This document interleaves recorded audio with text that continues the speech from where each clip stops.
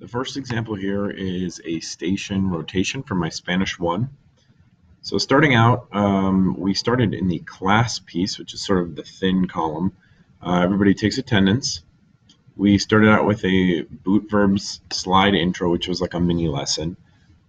And the step 3, if you click on it in the live version, it is just like a questionnaire. It pops up with boot verbs, and it just asks my students, what questions do you have for me? Quickly after that, we worked on flashcards, but then they broke into their station rotations.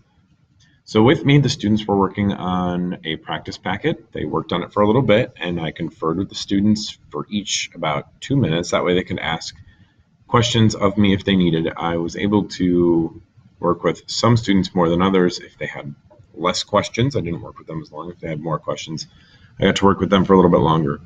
And then they moved on to just like online practice packet, if you will, with me, and I was there to help them if they had any questions. If students moved ahead or if students were very quick at this activity, I also placed a boot verb conjugation practice online for them so that they could move forward without my guidance.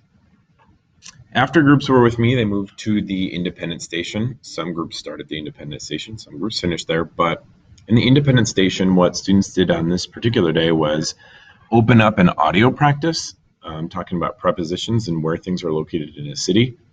They were taking out their notes, and then they put in their earbuds, and they listened to a video, much like you're listening to a video right now. And they start to try to put things on a city.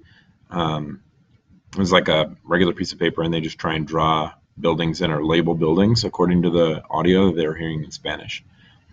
And then step 7 of that, step 5 actually, is checking your answers. And I also gave them a transcript so that they could read along while listening if they needed a little bit more scaffolding.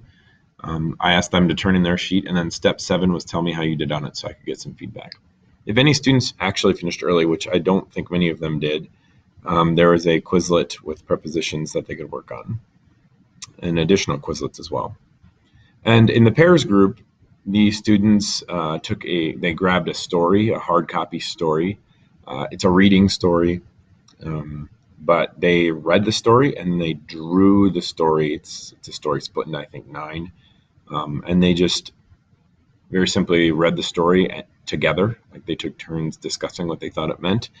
And then they drew what they thought happened in the story. That way they could show me their understanding without having to write or anything like that. It's a little bit more fun. And for the kids who like art and who are artistic, it was a good experience for them.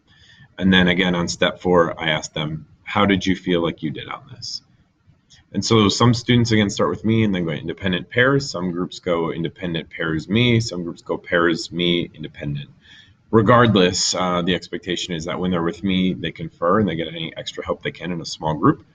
When they are in the independent station, they work independently by themselves with no distraction while listening or reading, usually in the target language.